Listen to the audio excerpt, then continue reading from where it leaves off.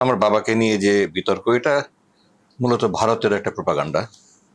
কারণ উনি 1971 সালে ভারতের আধিপত্যবাদের আশঙ্কায় উনি ভারতে গিয়ে মুক্তিযুদ্ধে অংশগ্রহণ করেননি। উনি স্পষ্ট বলেছেন, আওয়ামী লীগ যদি ভারতের সাহায্য না নিয়ে মুক্তিযুদ্ধ করতো, আমরা যোগদান করতাম। তো এই যে ভারতের আধিপত্যবাদে এবং ওনার যে আদর্শ, এই আদর্শতে মোকাবেলা করার তাদের ক্ষমতা নেই। তারা ইসলামকে সরাসরি গালি দিতে পারে না, ইসলামকে আক্রমণ করতে পারে না। সে কারণে তারা এই দীর্ঘ 1971 থেকে ওনার বিরুদ্ধে মিথ্যা প্রচারণা চালিয়ে এসছে। এবং এগুলো যেসব মিথ্যা ভিত্তিহীন বানোয়াট এবং উদ্দেশ্য প্রণোদিত, এগুলো আপনার 92 সাল থেকে 1992 থেকে 1994 পর্যন্ত হাইকোর্টে এবং সুপ্রিম কোর্টে মামলায় প্রমাণিত হয়েছে। আমরা জিতেছি। ওনার বিরুদ্ধে কোনো অপকর্মের সাথে জড়িত হওয়ার কোনো অবকাশ নেই। দ্বিতীয়ত, এই ট্রাইব্যুনালেও ওনার বিরুদ্ধে যে একটা তামাশার ট্রাইব্যুনাল, এখানেও ফরমাইশি রায় হয়েছে। কারণ বিচারক খোলা আদালতে বলেছে যে ওনার বিরুদ্ধে সরকার পক্ষ কোনো কিছু প্রমাণ করতে পারেনি, কিন্তু তারপরেও 90 বছর সাজা দিয়েছে। হাস্যকর ব্যাপার। তো ওনার এই বিতর্কের মধ্যে থাকতেই হয়েছে, কিন্তু তারপরেও এই সমস্ত ওনাকে নিয়ে যত প্রপাগান্ডা হয়েছে, এগুলোতে কিন্তু ওনার জনপ্রিয়তা কমাতে পারেনি। আপনারা দেখেছেন ওনার জানাজা, পৃথিবীর ইতিহাসে এত বড় জানাজা হয়েছে কিনা আমি জানি না। সরকারের রক্তচক্ষু উপেক্ষা করে লক্ষ লক্ষ লোক ঢাকায় অচল হয়ে গিয়েছিল। ওনার জানাজা হয়েছিল 25 অক্টোবর 2014 সালে। আমি সেনাবাহিনীতে, তো আমি দেশে জন্ম হয়েছি, এদেশে বড় হয়েছি, এদেশে লেখাপড়া করেছি, মধ্যে 3 বছর ইংল্যান্ডে এ লেভেল করেছি। তারপরে দেশে ফিরে এসে সেনাবাহিনীতে স্বাভাবিক প্রক্রিয়ায় আমি সুযোগ পেয়েছি। প্রতি পদে পদে অবশ্য আমাকে জিজ্ঞাসাবাদ জবাব দিতে হয়েছে যে কেন আমি সেনাবাহিনীতে যেতে চাই, আমি আমার বাবার দোলালের রাজনীতির কোনো উদ্দেশ্য নিয়ে যোগদান করছি কিনা। এগুলো তো হাস্যকর। আমি তো যদি করতাম তো 2009 সালে আমাকে সেনাবাহিনীকে বের করে দিয়েছে। আজ পর্যন্ত তো আমি ওই সংগঠনের সাথে সংযুক্ত হইনি। তো আমাকে আইএসএসবিতে, যেটা আপনারা জানেন যে ওটা খুব কঠিন, ওখানে 4 দিন থাকতে হয় এবং আমাদের ব্যাচে 55 জন ছিলাম, আমি একাই টিকেছি সেনাবাহিনীতে। ওখানেও আমি যারা ছিলেন তাদের কাছে পরে শুনেছি যে ওখানে আমার বাবার প্রসঙ্গ এসেছে। তো যিনি আইএসএসবির প্রেসিডেন্ট ছিলেন উনি বলেছেন যে না, তো তার বাবার ব্যাপারে তো আমাদের কোনো কিছু বলা হয়নি। সেই দেশে লেখাপড়া করেছে, তার সার্টিফিকেট দিয়েছে, আমরা তাকে ভালো পেয়েছি, আমরা তাকে নির্বাচিত করছি। নির্বাচিত হয়ে গেলাম আমি। এরপরে আমার জয়েন করার কথা 1 ফেব্রুয়ারি 1980 সালে। 1980 সালের জানুয়ারি মাসে 27 অথবা 28 তারিখে আমার জয়েনিং নির্দেশকে বাতিল করে দেওয়া হলো একটা চিঠি দিয়ে সেনা সদর থেকে। তো আমার ব্যাচের সবাই যোগদান করে গেল 1 ফেব্রুয়ারিতে। এরপরে আমাকে চিঠির জন্য আমি পরে যোগদান করলাম। তো পরবর্তীতে জেনেছি যে তখন প্রেসিডেন্ট জিয়াউর রহমান ক্ষমতায় ছিলেন এবং সেনাপ্রধান ছিলেন জেনারেল এরশাদ। হঠাৎ করে ওনার কাছে কেউ একজন বলেছে আর কি, হয়তো আমি জানি না কে বলেছে, যে গোলাম আজম সাহেবের ছেলেকে নেওয়া কি আমাদের ঠিক হবে কিনা। তো উনি তখন ভেবেছেন যে প্রেসিডেন্টের সাথে আলাপ না করে এই ব্যাপারে আমি সিদ্ধান্ত না নেওয়া ঠিক, আমি সিদ্ধান্ত নেওয়া ঠিক হবে না। ঠিক আছে, আপাতত চিঠি দিয়ে ওটা বাতিল করে রাখো। পেন্ডিং এর পোস্টপোন। হ্যাঁ জি, মানে প্রশ্ন আমাকে ক্যান্সেল করে দিয়েছে একদম চিঠি। আচ্ছা। এবং মানে যোগদান করার কোনো আশা আর ছিল না। তারপরে জেনারেল জিয়ার কাছে অনুমতি চেয়েছে, প্রেসিডেন্ট জিয়ার কাছে, এবং উনি বলেছেন হ্যাঁ ঠিক আছে, কোনো সমস্যা নাই। কি ল্যাঙ্গুয়েজে ঠিক বলেছে জানি না, উনি ক্লিয়ারেন্স দিয়েছেন আর কি। তারপরে কয়েকদিন পরে আমাকে চিঠি দিয়েছে, আবার নতুন করে যোগদানের চিঠি দিয়েছে, পরে যোগদান করেছি। সেক্ষেত্রে কি আপনার বাবার কোনো প্রশ্নই ওঠে না। আমি কোন একখানে দেখলাম যে আমার বাবা জেনারেলের সাথে দেখা করছিলেন।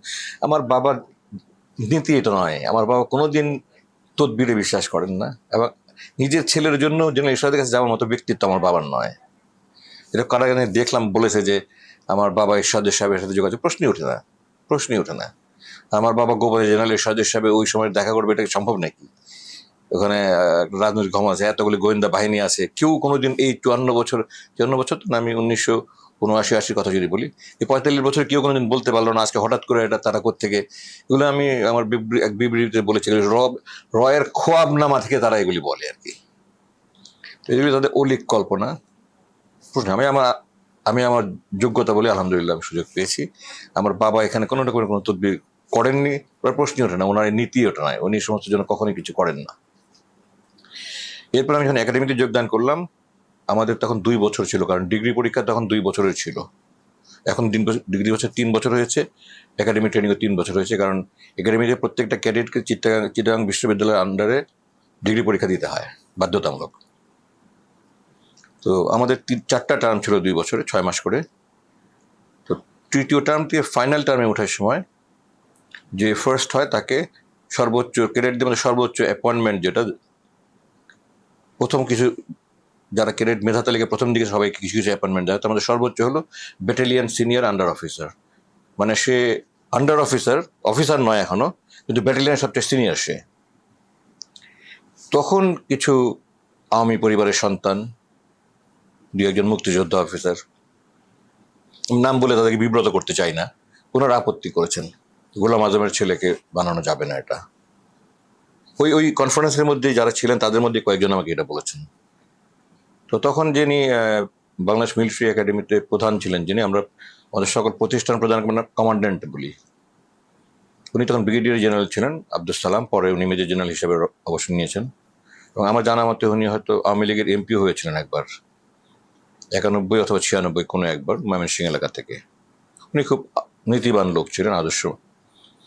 তো উনি বলেছেন যে আমাদেরকে তো তার বাবাকে এখানে মূল্যায়ন করার জন্য দেওয়া হয়নি, আর তার বাবার কারণে তাকে তার যে অর্জন সেটা থেকে তো আমাদের বঞ্চিত করার ব্যাপারে কিছু বলা হয়নি। আমাদেরকে ওকে পাঠানো হয়েছে ওকে মূল্যায়ন করার জন্য, এবং তার মেধা অনুযায়ী যেখানে যাওয়ার আমরা সেখানেই তাকে রেখেছি।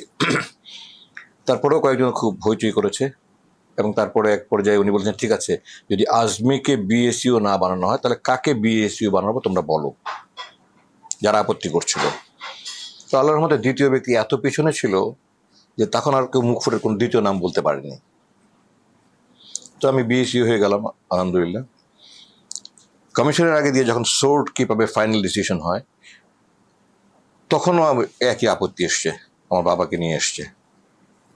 তখন উনি একই কথা বলেছেন, এবং এই শেষ পর্যায়ে এইভাবেই হয়েছে যে দ্বিতীয় কাকে সোর্ট দিব বলো তোমরা। তো ওখানে আল্লাহর মধ্যে দ্বিতীয় ব্যক্তির সাথে এত গ্যাপ ছিল কেউ কারো নাম প্রস্তাব করতে পারেনি। তো সেভাবে আলহামদুলিল্লাহ আমি ওখান থেকে, তো আল্লাহ আমাকে অনেক কিছু দিয়েছে, আমার কল্পনার অতীত।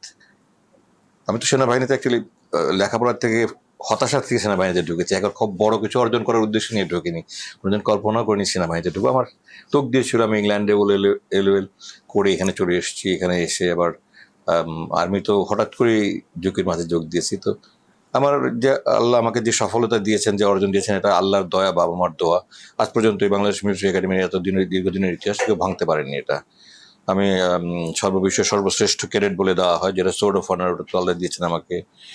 এবং বাংলাদেশে আমি জানি না কোনো বিশ্ববিদ্যালয়ের রেকর্ড আছে কিনা যে কলা বিভাগ থেকে ডিগ্রি পরীক্ষার সম্মিলিত মেধা তালিকায় প্রথম শ্রেণীতে প্রথম স্থান অধিকার করেছি সম্মিলিত মেধা তালিকায়, এবং ওটাতে আল্লাহ গোল্ড মেডেল দিয়েছেন। এবং 5টা পুরস্কার মধ্যে তৃতীয় সর্বোচ্চ হলো যে এই 2 বছরের রণকৌশলে যা সেরা নৈপুণ্য, ওটাও পেয়েছি, ট্যাকটিক্স ফ্ল্যাগ বলে ওটাকে।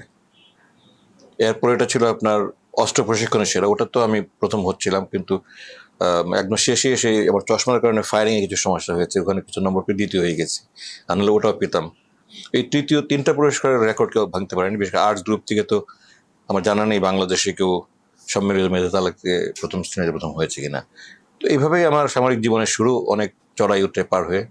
যেখানে আর কিছু বলিনি সেটা হলো আমার নির্বাচনী প্রক্রিয়ায় অনেক প্রতিবন্ধকতা ছিল, অনেক বাধা অতিক্রম করতে হয়েছে